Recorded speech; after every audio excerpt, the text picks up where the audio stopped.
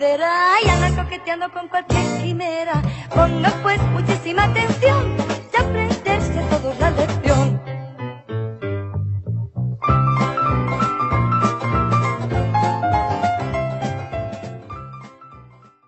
Edgar había invitado a sus amigos Marlon y Luis, los mismos que se habían estado burlando de él por estudiar la Biblia con Francisco y Juliana, para una multiplicación de panes y peces en su casa. Cuando llegaron, se sorprendieron al ver a Edgar junto a Francisco y Juliana sirviéndoles una gran cantidad de sándwich con atún. Como ustedes lo pidieron, chicos. La multiplicación de los panes y los peces. Se rieron de que esta multiplicación no fuera tan espectacular como la de Jesús y también bromearon con que ese no es el Edgar que conocían, que antes se habría puesto furioso por las bromas, pero ahora los invita a su casa, les da de comer y hasta les sirve jugo como mesero de restaurante 5 estrellas. Luego, más serios, concluyeron: lo que sea que Edgar estuviera estudiando, parece que estaba funcionando. Entonces Edgar les dijo que gracias a la Biblia estaba aprendiendo el valor de la unidad, que así como el pan, la mayonesa y el atún eran 3 elementos diferentes, pero unidos conformaban un mismo sándwich, el Padre, el Hijo y el Espíritu Santo son 3 seres distintos, pero que unidos conforman un mismo Dios, y que Cristo esperaba de sus hijos esa misma unidad. Lección 11. El Padre, el Hijo y el Espíritu. ¿Se han preguntado alguna vez por qué, si la Biblia afirma que hay un solo Dios, se nos habla del Padre, del Hijo y del Espíritu Santo? En el capítulo 1 de Juan, por ejemplo, Juan el Bautista dice que el que lo envió a bautizar con agua, es decir, el Padre, le dijo que sobre quien viera descender el Espíritu y permanecer sobre él, y esto ocurrió con Jesús, ese es el que bautiza con el Espíritu Santo. ¿Lo notan? Padre, Hijo y Espíritu Santo, primera, segunda y tercera persona de la deidad en un mismo versículo. Pero, ¿cómo es que 3 pueden ser uno? Pensemos en la familia de Edgar. Papá, mamá y él son 3 personas distintas, pero conforman una misma familia. O en un equipo de fútbol, Marlon, Luis, Francisco y el mismo Edgar y varios muchachos más conforman el equipo de fútbol de la escuela. Personas distintas, un mismo equipo. De una forma parecida, pero perfecta, el Padre, el Hijo y el Espíritu Santo son 3 seres distintos, pero conforman un único Dios verdadero. Por eso la pregunta de esta semana es: ¿cómo la relación de Jesús con el Padre y el Espíritu nos enseñan el valor de la unidad? En primer lugar, la unidad de Jesús con el Padre. Imaginemos un día soleado. Me encantan los días soleados. Son una buena excusa para ir a la playa. Bueno, en vez de empacar los trajes de baño, pensemos en esto. Cuando sientes el calor del sol en tu rostro, ¿no es maravilloso pensar que esa energía viajó desde tan lejos para llegar a ti? Bueno, así también Jesús trajo desde el cielo el amor del Padre para que lo sintiéramos de cerca. ¿Podemos tocar el sol? No, pero sí podemos sentir su calor y ver su luz. ¿Son cosas diferentes? Sí, pero no son cosas separadas. Todos forman parte del mismo sol. De manera similar, Jesús explicó su relación con el Padre. Un día, Felipe le dijo a Jesús: Señor, muéstrenos el Padre y nos basta. Jesús le contestó: ¿Tanto tiempo hace que estoy con vosotros y no me has conocido, Felipe? El que me ha visto a mí ha visto al Padre. ¿Cómo pues dices tú, muéstranos el Padre? ¿Lo notan? Jesús no vino a la tierra a actuar por cuenta propia. Todo lo que dijo y todo lo que hizo reflejaba perfectamente la voluntad del Padre. Como los rayos del sol nos permiten conocer su luz y calor, Jesús vino al mundo para mostrarnos quién es el Padre. La palabra Padre, que es la traducción del griego pater, aparece 136 veces en Juan y 18 veces en sus 3 epístolas, más de 1/3 del total de veces que pater se usa en el Nuevo Testamento. Así que si queremos conocer al Padre y su rol en esa familia divina que llamamos deidad, vale la pena ir al libro de Juan. El Padre se interesa en nuestra vida eterna. El Padre es justo. El Padre obra en nuestro favor. El Padre siempre ha querido hablarnos. El Padre responde a todo lo que pidamos en el nombre de Jesús. Jesús era el representante del Padre en la tierra. Por eso dijo que en todo procuraba hacer la voluntad del Padre y no la suya. ¿Qué significa esto para nosotros? Que así como no podemos recibir el calor del sol sin su luz, tampoco podemos conocer al Padre sin Jesús.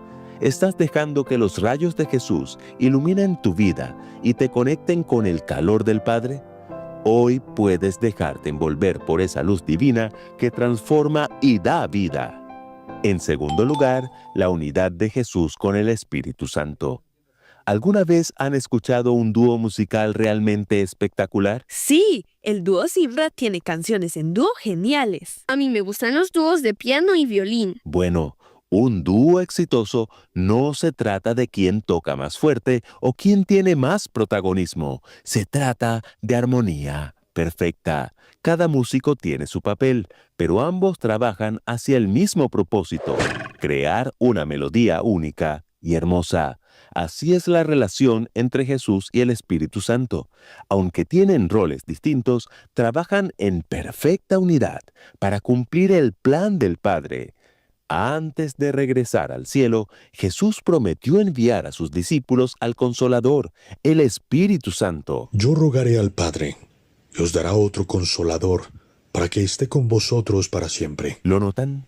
Jesús regresaría al Padre, pero el Espíritu Santo vendría a continuar su obra. Les conviene que me vaya, porque si no me fuera, el Consolador no vendría a ustedes. ¡Qué dúo! Mientras Jesús fue el agente visible de Dios en la tierra, el Espíritu Santo es el agente invisible que trabaja en nuestros corazones. Ambos tienen roles específicos, pero su propósito es el mismo: revelarnos al Padre y traernos salvación. Oigan bien, Jesús dijo que el Espíritu Santo no hablaría por su cuenta, sino que hablaría todo lo que oyera, guiándonos a toda la verdad y glorificando a Cristo. Es como en el mejor dúo musical. Mientras uno toca la melodía principal, el otro crea una armonía que resalta la belleza de la música. La unidad de Jesús con el Espíritu Santo es así de maravillosa. No compiten, se complementan. ¿Y qué significa esto para nosotros? Que así como un músico necesita escuchar a su compañero para crear armonía, nosotros necesitamos escuchar al Espíritu Santo. Él nos recuerda las enseñanzas de Jesús, nos consuela, nos fortalece y nos ayuda a cumplir la voluntad del Padre. ¿Te unirás a esta sinfonía divina? Deja que el Espíritu Santo sea el director de tu vida y que Jesús sea siempre la melodía que guíe tus pasos. Y en tercer lugar, la unidad que Jesús espera de nosotros. ¿Han visto alguna vez una cuerda trenzada? Sí, como las que usamos para saltar la cuerda en el recreo. O las cuerdas que sujetan los barcos en el muelle. Bueno, una cuerda trenzada está hecha de varios hilos, pero no son independientes. Están entrelazados, unidos, y es esa unidad la que les da fuerza. Si tomas un hilo por separado, puedes romperlo fácilmente, pero cuando están trenzados, se vuelven casi irrompibles. De manera similar, Jesús espera que sus seguidores sean como esa cuerda, muchas personas distintas, pero unidas en amor, propósito y misión. En su oración registrada en Juan 17, Jesús rogó al Padre: Que todos sean uno, como tú, Padre, que estás en mí y yo en ti, que también ellos estén en nosotros, para que el mundo crea que tú me enviaste. ¿Lo notan? La unidad entre nosotros no es un simple deseo, es un reflejo de la unidad divina entre el Padre, el Hijo y el Espíritu Santo. Y oigan bien, esa unidad no solo fortalece a la iglesia, también es un testimonio al mundo. Cuando las personas ven a un grupo de cristianos unidos, a pesar de sus diferencias, se dan cuenta de que hay algo divino en ello. Y eso fue lo que notaron Marlon y Luis aquella noche. Cuando Edgar estaba solo, era un hilo fácil de romper, pero ahora estaba fuerte, incluso más fuerte que ellos. A pesar de tener a su mamá enferma, se le notaba tranquilo y lleno de fe. ¿Por qué? Porque encontró apoyo en Francisco y Juliana y en sus padres también. Ellos le han presentado la fe de Jesús, han orado por su mamá y le han enseñado a no odiar a sus amigos por sus burlas. Ahora Marlon y Luis quieren unirse a la cuerda. ¿Y tú? ¿Te unirás al gran trenzado divino? Hoy puedes ser parte de esa cuerda que une corazones, lleva esperanza y resiste las tempestades. Recuerda, no somos llamados a ser hilos separados, sino una cuerda fuerte que otros puedan mirar y decir, ahí está Dios. ¿Estás listo para fortalecer el trenzado y vivir la unidad que Jesús espera? Hoy puedes empezar a trenzar tu vida con los hilos de amor, perdón y servicio que Jesús te ofrece. Yo en ellos y tú en mí, para que sean perfectos en unidad, para que el mundo conozca que tú me enviaste y que los has amado a ellos como también a mí me has amado.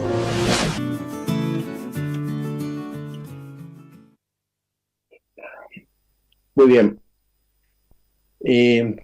No sé vosotros, pero esta parte del Evangelio de Juan y sobre todo el enfoque que le da la lección. Por un lado, escuchaba recién la Escuela Sabática Live, no la había escuchado hasta ahora. Resalta un aspecto que ya al desarrollar el tema con vosotros pues lo iremos viendo. Pero no me ha sido fácil y me he sentido un poco frustrado mientras iba estudiando la lección en función de cómo enfocarlo ahora en este espacio de la Iglesia en Casa, que es el repaso de la escuela sabática. No sé vosotros, ya me diréis. Normalmente a mí me gusta guionar un poquito y luego dejar que vosotros desarrolléis todo y así vamos todos juntos sacando conclusiones con la ayuda del Espíritu Santo, obviamente. Por un lado pensé, claro, lo que pasa es que aquí se enfoca un tema que es un tema difícil, no es fácil. Les voy a leer algo que estoy seguro que vosotros lo habéis escuchado en varias oportunidades y que lo escribió Elena White. Ella dice, la naturaleza del Espíritu Santo es un misterio. Y resulta que nosotros ya hablamos de un misterio, la deidad. Los hombres no pueden explicarla, porque el Señor no se lo ha revelado. Los hombres de conceptos fantásticos, y cuando leía esto, recordé cómo somos víctimas muchas veces de hombres con pensamientos fantásticos que desatan movimientos dentro de la iglesia, algunos muy recientes, ¿no es cierto? Pueden reunir pasajes de las Escrituras y darle interpretación humana, pero la aceptación de esos conceptos no fortalecerá la iglesia. Y de esto, yo lo veo cumplir hasta incluso en tiempos recientes, ¿no es cierto? Esto que estaba diciendo al principio del siglo la hermana Elena White. En cuanto a estos misterios, yo recuerdo que en un sermón, esto lo escuché cuando tenía creo que 12, 13 años, me quedó grabado esto. En cuanto a estos misterios demasiado profundos para el entendimiento humano, el silencio es oro. Entonces, claro, yo digo, ¿qué hacemos? ¿Hablamos o nos callamos? Abro, con esta pequeña introducción, abro el debate y os escucho. Quien quiera que pueda iniciar su primer acercamiento, su impresión, como queráis verlo, con respecto al terminar esta semana de estudio y repasar lo que hemos leído de esta parte del Evangelio de Juan. Justo yo tenía, Jorge, subrayado ese párrafo, justo esto que acabas de comentar, porque me temo que es posible que nos haya pasado a todos, ¿no? Yo lo pensé también durante la semana. Bueno, ¿y por dónde entramos, no? ¿Y cómo comentamos esto también? en la escuela sabática, ¿no? Y cómo llegamos a alguna conclusión o damos alguna idea con respecto a esto. Pues claro, yo leía también esto, ¿no? En cuanto a ciertos misterios, el silencio es oro. Pero a lo mejor no porque sea una invitación a callarnos y a no decir nada, que efectivamente estaríamos tentados a hacerlo, ¿no? Dice, caramba, nos vamos a meter en esto de la naturaleza de la deidad. También lo dice en algún momento la escuela sabática, ¿no? Creo que incluso en la lección, en la primera, la del sábado, ¿no? Aquello que durante siglos los seres humanos han intentado comprender plenamente la naturaleza de la deidad. A lo mejor el problema es ese punto de partida. Lo hemos comentado recientemente también en el programa. Últimamente fluyen por las redes sociales y en algunos púlpitos también quienes quieren explicarnos a todos la naturaleza de la deidad. El punto de partida es erróneo, porque es completamente imposible para los seres humanos explicar la naturaleza de la deidad. Entonces tendremos que pensar qué es lo que sí podemos explicar y por lo tanto qué es de lo que sí podemos hablar. La lección nos apunta a alguna cosa, ¿eh? Y cuando lo centra en la cuestión de la unidad, pues me parece una idea muy interesante, por ejemplo, ¿no? Eso sí estaría a nuestro alcance. Pero explicar la naturaleza de la deidad o explicar la naturaleza del Espíritu Santo está completamente fuera de nuestro alcance. Y me temo que todos aquellos que pretendan hacerlo, pues nos están dando pues un magnífico ejemplo de soberbia y efectivamente de entendimiento del ser humano como algo que no somos, ¿eh? Nuestra naturaleza finita, nuestra naturaleza caída impide que podamos acceder a esto. Y por cierto, me temo que incluso cuando estemos en el cielo en gloria, tampoco podremos explicar la naturaleza de la deidad. Eso está completamente fuera de nuestro alcance. Y a lo mejor eso es una primera forma de aproximarnos al asunto. Cuidado con el enfoque, cuidado del objetivo que podamos tener al acercarnos a esto. Justo estábamos hablando aquí, mientras estaba la escuela sabática laica, estábamos hablando de eso. Bueno, yo creo que tenemos que ser conscientes con nuestras capacidades. ¿Puede un niño de 3 años explicar física cuántica? No. ¿Significa que no existe la física cuántica? No. ¿Podemos nosotros explicar a Dios? No. ¿Qué es lo que podemos explicar de Dios? Pues lo que Él se ha revelado. Ceñirnos a lo que dice el texto bíblico y no darle más vueltas, porque no tenemos capacidad de entenderlo. Estamos hablando, ¿verdad? 3 personas, un solo Dios. ¿Cómo entendemos eso? Yo lo creo. ¿Por qué? Porque la Biblia lo dice. ¿Lo entiendo? No soy capaz de explicarlo. Mi mente no es capaz de cómo puede haber 3 personas autónomas, separadas, diferentes, que son un solo Dios. No lo sé, pero sé que la escuela sabática nos habla de que funcionan en unidad y funcionan con un propósito y que es un solo Dios. ¿Lo llego a entender? No lo llego a entender, pero es que mi mente es muy limitada. Entonces, quizá el inicio es por entender que soy una persona limitada en un mundo de pecado, en un mundo que no puede ver ni entender todo, y que Dios ha revelado aquello que yo necesito y aquello que es imprescindible, y que hay muchas cosas que no voy a llegar a entender. Entonces, yo creo que el saber cuál es nuestro nivel y el saber hasta dónde podemos llegar, pues yo creo que es el punto de partida que necesito para coger las cosas correctamente. Sí, totalmente. Yo creo que uno comienza a querer introducirse en un entendimiento de quién es Dios a tientas, como a oscuras así, persiguiendo algunos rayitos de luz a través de Jesús y de la revelación que hace la palabra de la vida de Jesús. Jesús, dentro de todas las tareas complejísimas que tenía en este mundo, una de sus tareas, y él lo dice literalmente, era dar a conocer al Padre. ¿Y cómo lo hacía? De manera sencilla, de manera que nosotros pudiéramos entender. Contaba parábolas, contaba historias y hacía obras. Entonces él decía, véanme, mírenme lo que yo hago, y todas esas obras eran obras de amor. Entonces, si uno quería saber cómo era el Padre, ese misterio, Jesús decía, bueno, véanme, obsérvenme y van a empezar a comprender cómo es Dios. Jesús estaba diciendo, el Padre, el Dios del Antiguo Testamento, no es ese Dios que algunos conocen mal, que es tirano, duro, frío, implacable, esperando que uno se equivoque para castigarlo. No, el mismo Dios es como yo, es así.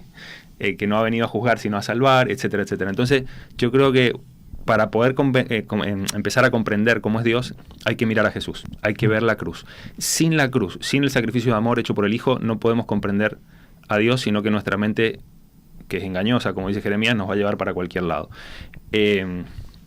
Salmo 25:14 dice: la comunión íntima de Jehová es con los que le temen, y a ellos hará conocer su pacto. Es verdad, como decía Esther, si nos quedamos en el no se puede entender que las cosas secretas pertenecen a Dios y las revelás a nosotros, y bueno, nos quedamos ahí, es como un reduccionismo o como que uno no intenta profundizar. ¿Qué dice Juan 17:3? Lo hemos visto en la lección, que conocer a Dios es la vida eterna. Entonces, tener ese anhelo por conocer a Dios, yo creo que es bueno.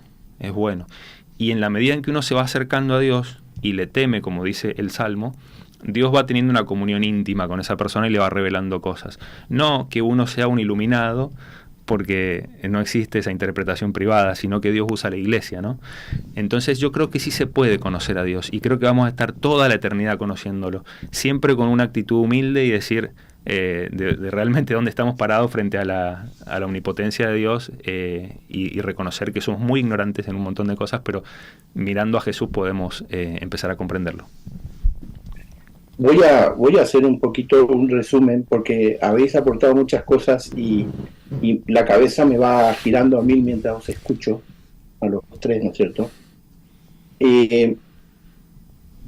De paso, me he enterado, porque siempre nos envía hacer lo que colaboramos con el programa, el planning, cómo se va a desarrollar las diferentes partes del programa hoy. Y así me he enterado que hoy vamos a tener a alguien que yo aprecio muchísimo, que es el pastor Pablo Armero, en el sermón.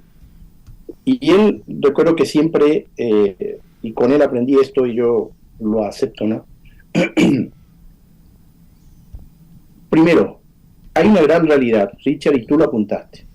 Y a mí me alegra porque yo veo que tú te has salido de la cena en la que fuiste educado, en la que fuimos educados todos. ¿Y a qué me refiero?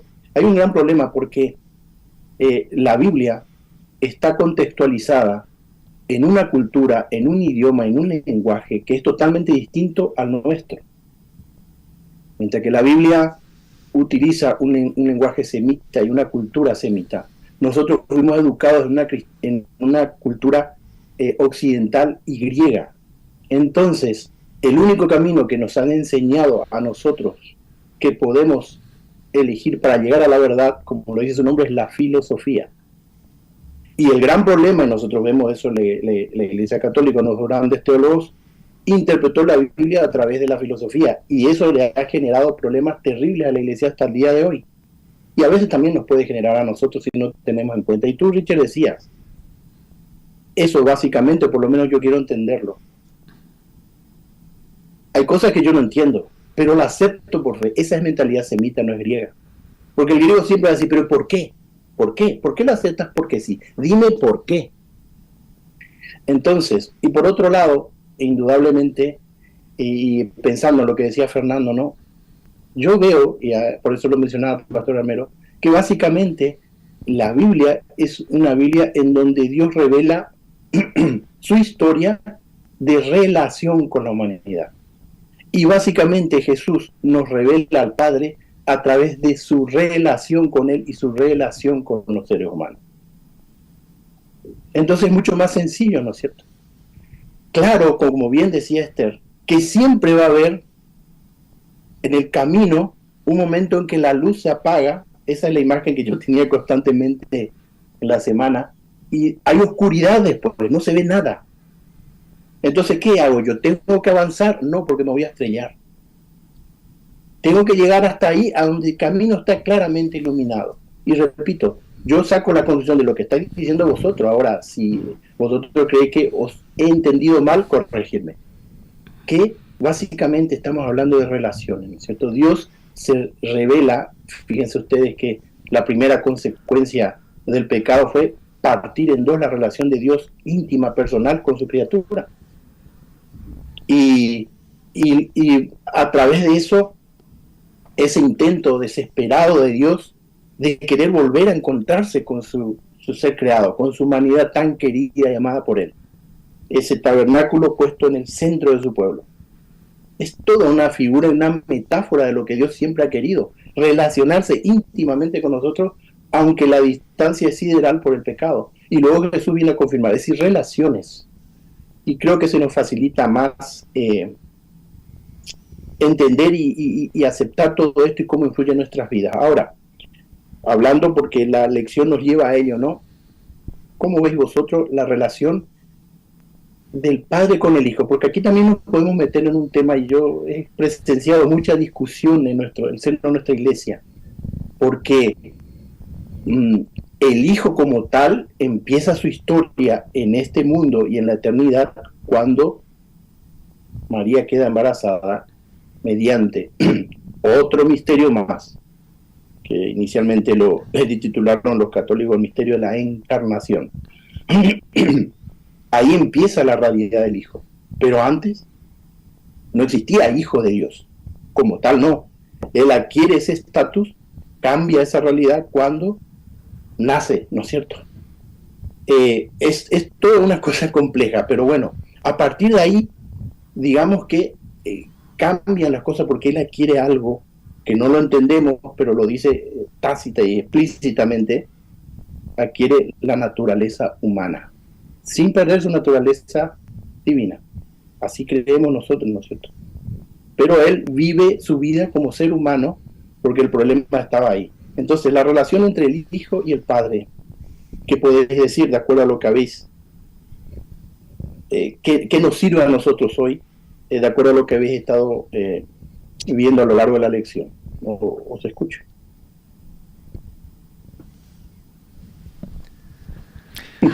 Nos miramos, nos miramos. Yo sé que pero es la pregunta que hago y bueno, os dejo a vosotros que desarrolléis lo que habéis sacado, digamos, de lo que Juan nos habla acerca de la relación entre el Padre y el Hijo. Jesús hacía muchas cosas, pero básicamente en Mateo resumen 3. ¿Qué hacía? Enseñaba, sanaba y predicaba.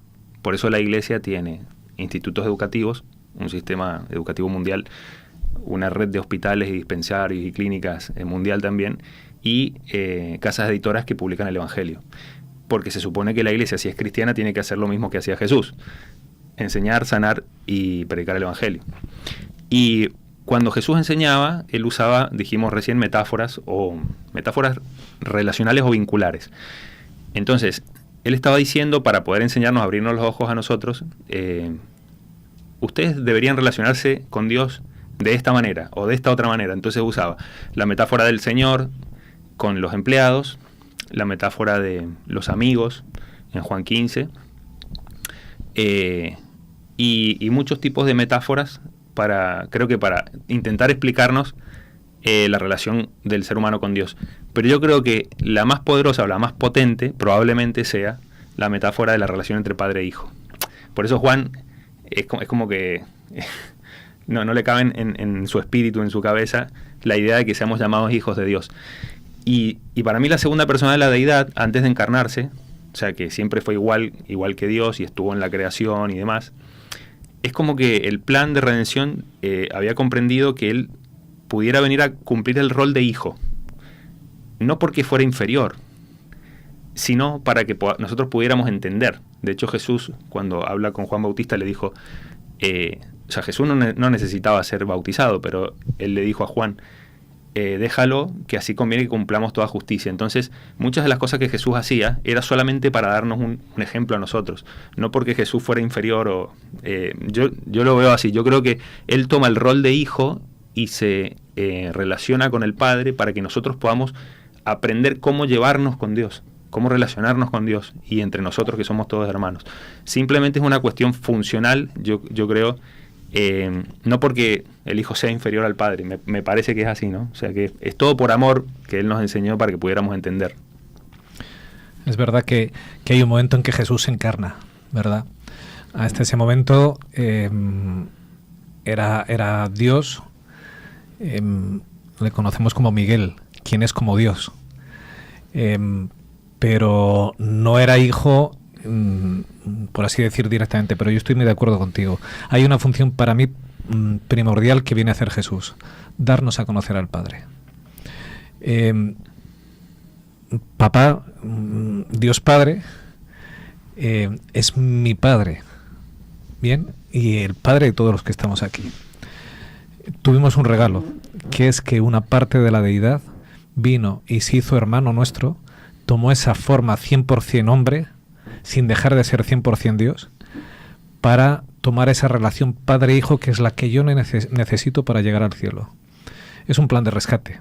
Entonces, Jesús viene a darme ejemplo para enseñarme quién es mi Padre y además cómo me tengo que relacionar yo con ese Padre y conocer a ese Padre.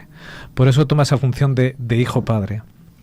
Yo estoy muy de acuerdo contigo. Yo creo que esa función que surge de ese acuerdo que hace la divinidad antes de siquiera la creación del mundo, con ese plan de rescate, ya decidieron cada uno su papel en lo que iban a hacer, y Jesús no había sido encarnado, pero ya tenía claro cuál iba a ser su función. Y esa función no tiene otra que la de darme a mí un ejemplo de cómo relacionarme con Dios y quién es mi Dios para que yo sea salvo. No es en una función en la cual yo soy hijo y como soy hijo soy inferior al Padre. No, Jesús es 100% Dios, con toda la autoridad de Dios. No está por debajo de Dios el Padre, está exactamente al mismo nivel. Lo habla la escuela sabática, esa unidad, todos en el mismo nivel. Pero lo que hace es cumplir un papel que yo necesito, que Richard necesita para volver a casa, que es saber cuál es mi posición como hijo, cómo puedo relacionarme como el Padre y saber qué es lo que yo puedo esperar del Padre. Entonces, yo creo que eso es lo que Jesús asume y viene a darnos, un auténtico regalo. Fijaos que estamos, ¿verdad?, acercándonos al asunto desde la perspectiva de ya no empezar a discutir naturalezas, sino hablar de vínculos. Porque cuando empezamos a hablar de vínculos, entonces ya nos empieza a resultar asequible el asunto. Y la forma en la que Padre e Hijo se vinculan, y ahora veremos cómo se vincula también el Espíritu Santo, nos ayuda a entender cómo se vincula con nosotros. En algún momento, ¿verdad?, la lección nos dice que el Padre y el Hijo están perfectamente vinculados, funcionan en unidad, y que eso nos explica cómo se relaciona Dios Padre, conmigo. En muchas ocasiones, ¿verdad?, la idea o la imagen, claro, esa naturaleza que no podemos entender, del Dios omnipotente, parece tan lejana, tan lejana, tan lejana, tan lejana de mi humanidad caída, que no me consigo vincular con Él.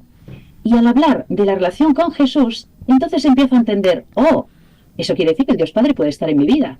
Eso quiere decir que yo me puedo vincular al Dios Padre, al Dios eterno, y el Dios a quien no puedo acceder, porque no puedo entender de ninguna manera su naturaleza, y lo puedo hacer mío. Puedo convertirle en alguien con quien puedo hablar de tú. Es interesante que podamos ir aprendiendo de ese vínculo, porque entonces puedo entenderle, es mi creador, es algo mío, es algo, ¿verdad?, que me puede vincular casi de forma orgánica. Y al hablar de esos vínculos, que también explica Jesús, si me habéis visto a mí, habéis visto al Padre, como decía Fernando, si habéis visto mi amor, habéis visto el amor del Padre, entonces yo puedo empezar a abrir esa puertecita que me lleva al cielo. Lo dice Elena White. Leo la frase textual. Esfuércese nuestra alma y elévese para que Dios nos permita respirar la atmósfera celestial. Y lo dice justo después de explicarnos que el Hijo es toda plenitud de la divinidad manifestada. Es decir, todo Dios se puede manifestar en Jesús. Eso quiere decir que puedo hacerlo asequible de alguna manera. Bueno, yo teniendo en cuenta las indicaciones que me dijeron, porque quizá la gente que está del otro lado no sabe, pero nosotros somos esclavos del tiempo aquí, en estas diferentes partes, ¿no? Y nos estamos acercando al momento en que nos tendrán que conectar con la iglesia ahí en Murcia en vivo y el sermón. Pero yo les agradezco sinceramente a los tres, porque estáis enfocando algo que yo casi diría que necesitaba escuchar y aclararme, ¿no?, todas estas cosas. Y la verdad es que se me va aclarando cada vez más. Sé que estoy llegando al momento en el que el camino se yergue una franja oscura, negra, no veo nada, pero esto está bien iluminado. Y de lo que escuché deciros, indudablemente que Jesús, hay una declaración ahí en Juan que dice, a Dios nadie lo ha visto. Entonces la primera pregunta cuando yo leí, no ahora, la primera vez que leí ese texto dije, ¿y entonces a quién vio Abraham? ¿A quién vio Moisés? ¿No? Y entramos en el terreno de la deidad. Dice, pero Luego Jesús dice, al verme a mí, ¿y qué quiere decir eso? Actuar, pensar, hablar, hacer, estás viendo al Padre.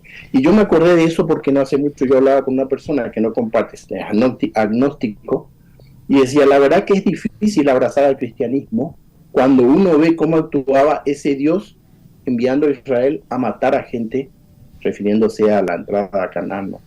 Entonces, claro, ese Dios que muchas veces, incluso para el propio cristianismo, es un Dios vengativo, entre comillas, ¿no?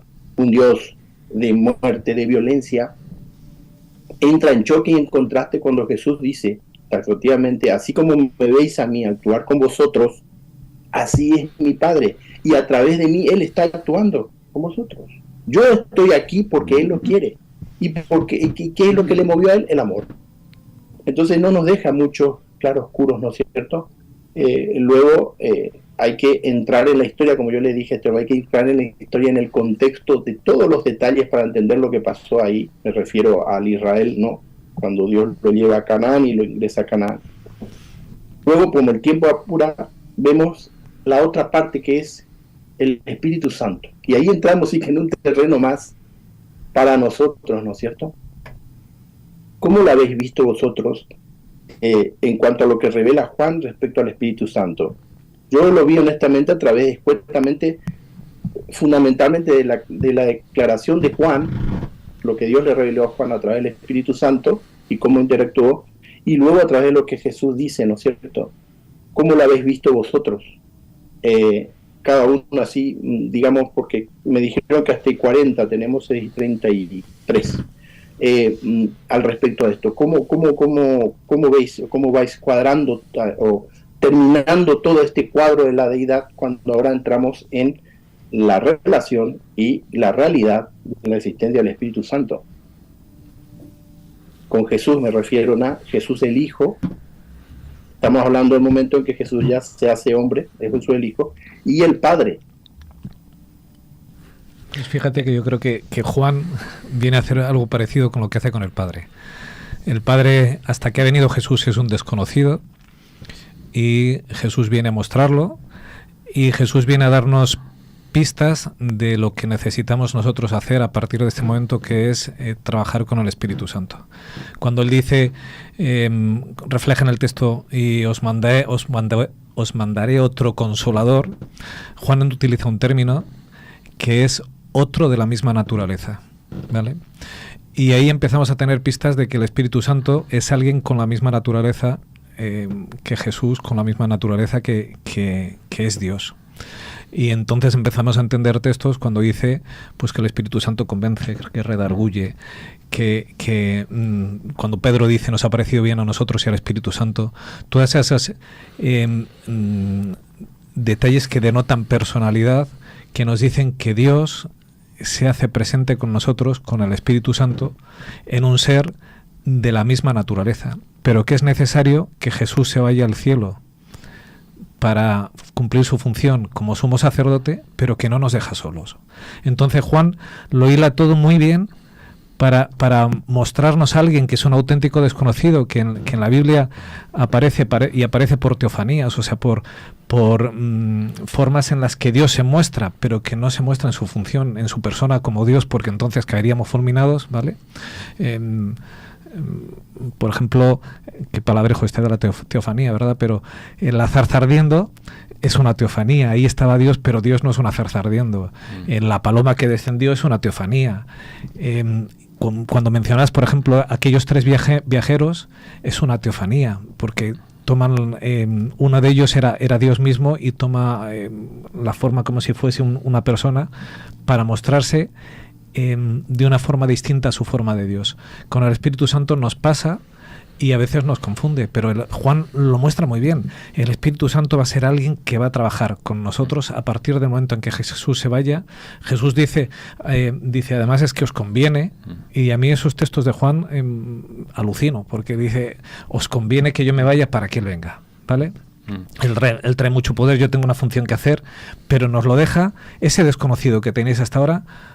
os lo voy a mostrar también, y nos empieza a introducir en esa parte de la deidad tan desconocida y tan lejana a muchos de nosotros. Se suele decir que el Espíritu Santo es humilde, porque Él no busca gloria para sí mismo, sino que glorifica al Hijo. De hecho, Pedro lo llama el Espíritu de Cristo. Vemos la relación entre el Espíritu Santo y Cristo, que el mismo apóstol Pedro lo llama el Espíritu de Cristo.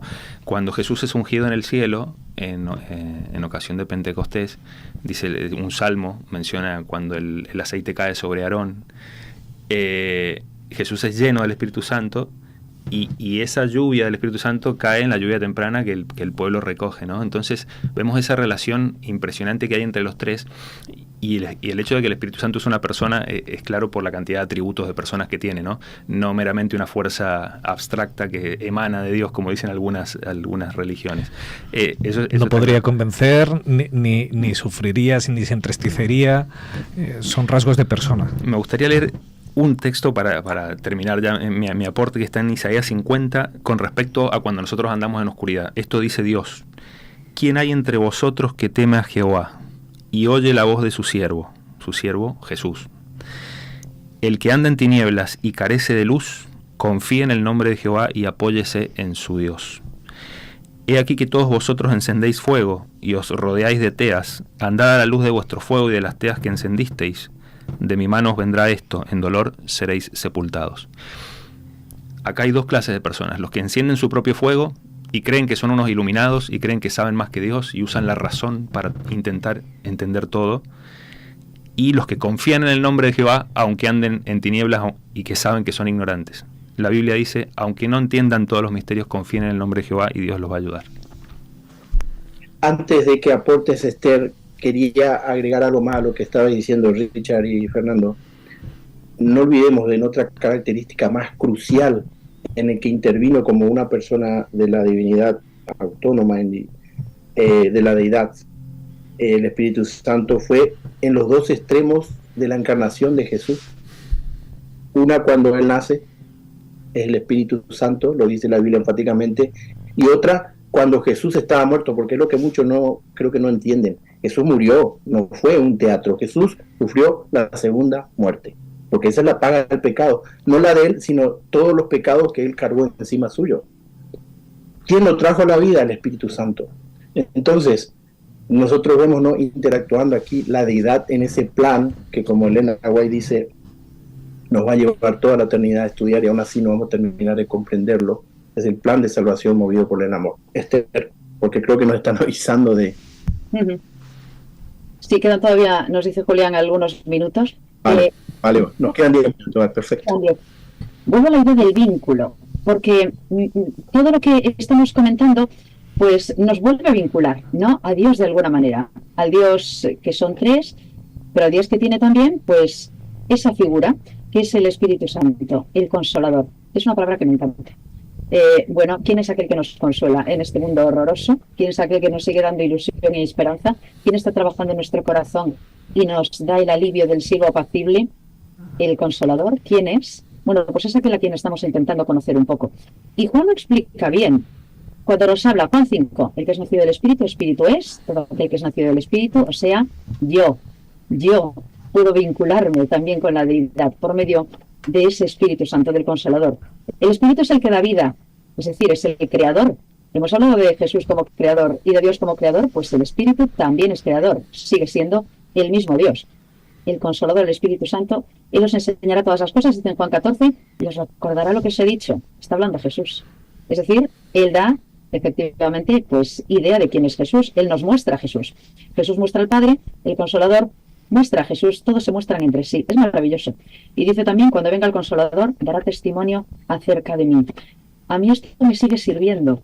Sigo entendiendo más al uno y al otro gracias al tercero, que es igual de importante y que no está sencillamente en una gradación distinta, sino que tiene otro rol, como habéis comentado también, otra función. Y eso me ayuda.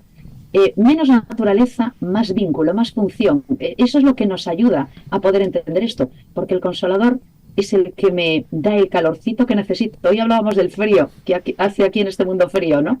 Pues el Consolador es aquel que me puede ayudar a vivir la atmósfera celestial también, y que es el que me explica quién soy, me recuerda quién soy también, es aquel que está trabajando en mí y es aquel que me ayuda también en mi trabajo para con los otros. Cojo el testigo de lo que dijiste último, Esther, sin que lo demás no sea realmente no cuadrando todo. La verdad que hoy os estáis, coronando en ese sentido, como vuestros aportes, por lo menos en lo que a mí personalmente atañe. Decías, es ahora el que nos mantiene unidos a la deidad, y es así, porque el Padre está sentado en el trono donde corresponde. Jesús de momento tiene los atavíos sacerdotales, aunque sabemos por las profecías que en algún momento va a cesar su función de sumo sacerdote en el Santísimo, se va a poner la vestidura que nunca debería haberse quitado, la de Rey de Reyes y Señores de Señores, y ya va a venir para finiquitar su obra, ¿no es cierto? ¿Y quién está aquí? Pues la única explicación que podemos encontrar para que el hombre no se haya sumido en la brutalidad más abyecta del pecado es el Espíritu Santo.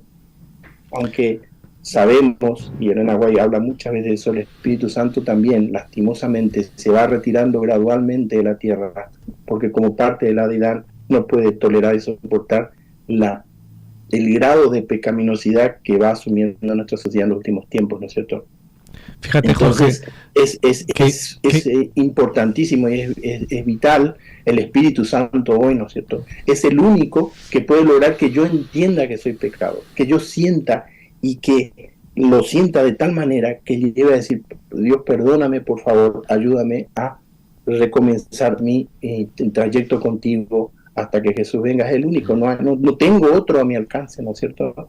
Y es por eso Jesús decía, es vital que Él venga ahora, porque si no sería imposible para nosotros todo esto. Y finalmente, para terminar, en esa unidad que nosotros vemos de pensamiento, de sentimiento y de acción que hay en la deidad, Jesús dice ahora, quiero, Padre, que estos que me siguen sean igual de unidos entre sí, entre nosotros.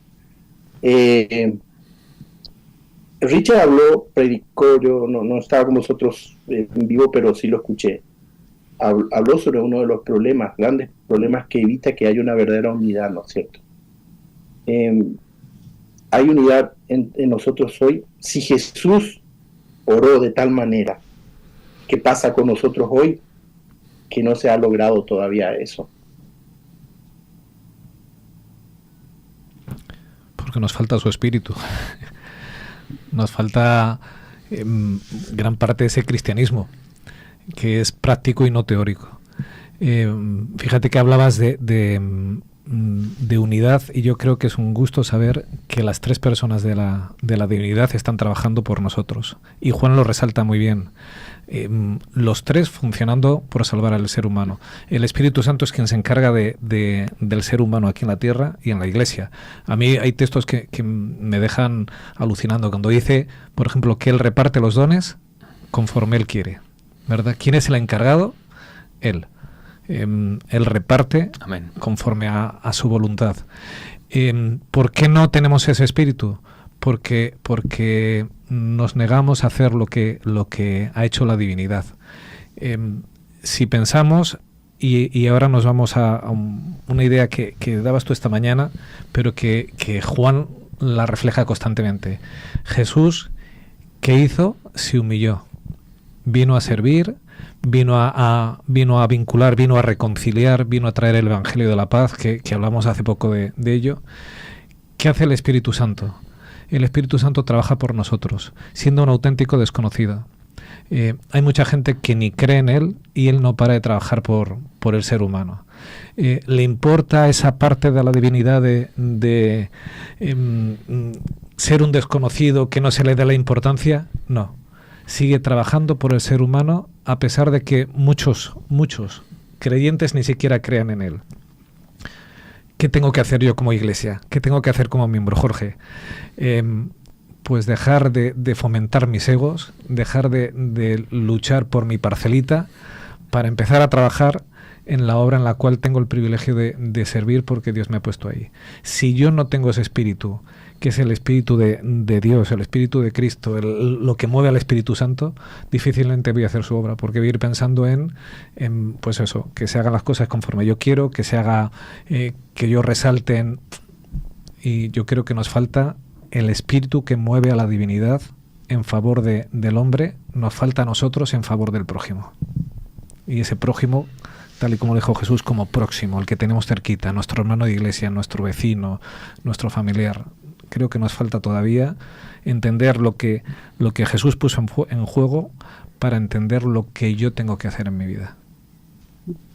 Y quizá nos falta también confianza, ¿no?, en el poder del Espíritu Santo. La lección nos hablaba del poder del Espíritu Santo. Y también nos hablaba de algo muy interesante, y algo que podemos hacer perfectamente gráfico, que es que el Consolador, que el Espíritu Santo es un agente regenerador. Todos aquellos que decimos haber sido nacidos del Espíritu, porque lo diremos, ¿no? O lo decimos, creemos ser nacidos del Espíritu, o así debería ser. Deberíamos haber podido notar el agente regenerador. Podríamos haber notado el cambio en nuestra vida. ¿No confiamos en el poder del Espíritu Santo para cambiar vidas? ¿No somos conscientes de lo que puede hacer en tu vida y en la mía, y por lo tanto en la vida también de nuestra comunidad? Todavía estamos esperando que llueva, cuando llevan lloviendo bendiciones todos los años que llevamos viviendo en esta tierra. Ya no estamos esperando que llegue la lluvia temprana, la tardía, la del otro lado, discutimos cuándo será lo uno, cuándo será lo otro. Y las gotas que caen cada día, y la lluvia que cae cada día. Pues a lo mejor nos falta también recordar que está a nuestro alcance y que nos puede regenerar desde ahora mismo. Ya me avisan, Fernando, me avisan que ya ha empezado el sermón. Te escuchamos, un último aporte. Sí, algo cortito nada más. Decíamos que el Espíritu Santo es humilde, ¿no? Y que siempre glorifica a Jesús. Pero Jesús dijo, ustedes pueden decir una palabra en contra del Hijo del Hombre, o sea, en contra mía, y puede ser perdonado. Pero cualquiera que hable en contra del Espíritu Santo no le será perdonado, ni en este siglo ni en el venidero. O sea, el único medio que el cielo ha puesto a disposición del ser humano para ser salvo es a través del Espíritu de Cristo, que es el Espíritu Santo. Si el ser humano rechaza el Espíritu Santo, no existe medio de salvación. Es lo mismo que rechazar al Padre y lo mismo que rechazar al Hijo. Así que este poder, valga la redundancia, todopoderoso, omnipotente, está a nuestra disposición. Dios nos lo quiere dar sin medida, nos quiere llenar del Espíritu Santo como lo fue Jesús, para ser felices y para ser salvos. Ojalá que abramos nuestro corazón y lo aceptemos. Yo entonces pido al Espíritu Santo que me ayude, porque creo que no lo he logrado todavía, a ser humilde como Jesús y no soberbio y envidioso como Satanás. Julián, llévanos hasta la nave de la iglesia para escuchar el sermón. Y muchas gracias, compañeros, por todo. Amén. Esta mañana vamos.